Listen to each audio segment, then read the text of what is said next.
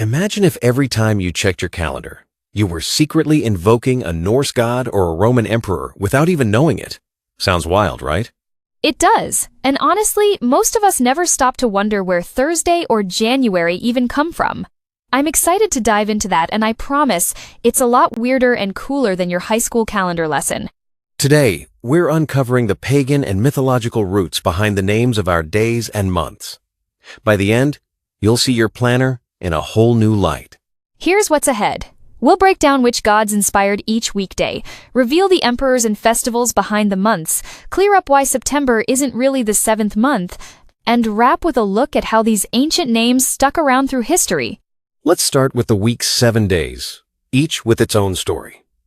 Sunday and Monday are probably the easiest to guess. The sun and the moon. Exactly, and it's kind of amazing that all over the ancient world, people built days around these celestial bodies. Sunday is all about honoring the sun, and Monday pays tribute to the moon.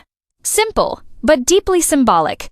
And it's not just an English thing. Other languages echo the same pattern. It makes you realize how central sun and moon worship was, even before written history.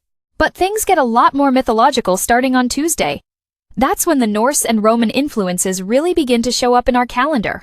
So, Tuesday comes from the Norse god or Tyr, a war god, which definitely gives Tuesday a different vibe than what we think of as just the second day after Monday. Then there's Wednesday, named after Odin or Woden, as the Anglo-Saxons called him. He's the chief god, which is wild when you realize Hump Day is basically Odin's day. Thursday is probably the most famous Thor's Day. Every time someone says Thursday, they're tipping their hat to the god of thunder. I always picture the hammer. And Friday wraps up the Norse set with Freya or Frigg, the goddess of love and fertility. So, while you're planning your Friday night, you're actually celebrating a love goddess. Not a bad way to start the weekend.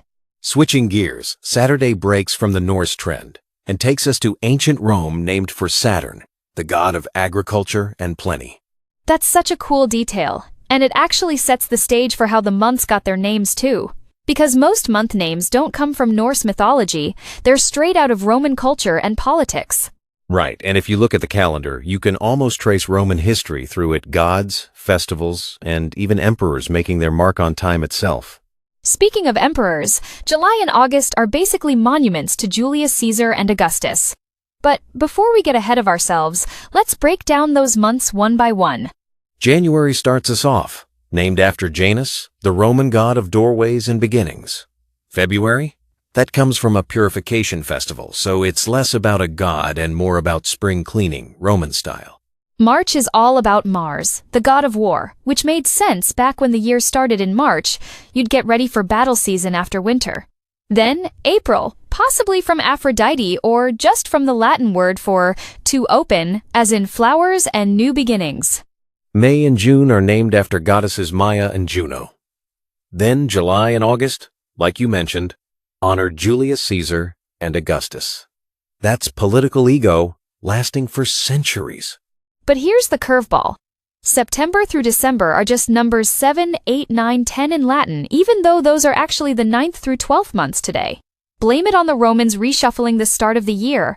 It's wild to think that after all these centuries, through Christianity, empire changes, and new calendars, we're still using these ancient names. That's the legacy of the Gregorian calendar, introduced by Pope Gregory XIII in 1582. Even as countries switched calendars, they mostly kept the old Roman and pagan names. They were just too deeply woven into society to change. And it shows how language and culture have layers. What seems ordinary, like a weekday name, is actually a link to ancient stories and rituals. So next time someone says history is boring, just ask them what day it is. There's a myth or god behind practically every answer. Let's wrap it up with 3 takeaways. First, almost every day and month name comes from a pagan god, Roman emperor, or ancient festival, not the Bible. Second, the Norse gods gave us Tuesday through Friday, while the Romans claimed Saturday and most months, especially with July and August honoring emperors. And third, those month names from September to December, they're just leftover numbers from an old calendar that started the year in March. If you want to dig deeper, try tracing the origins of words you use every day, especially on your calendar. You might uncover a whole hidden world of mythology you never noticed before.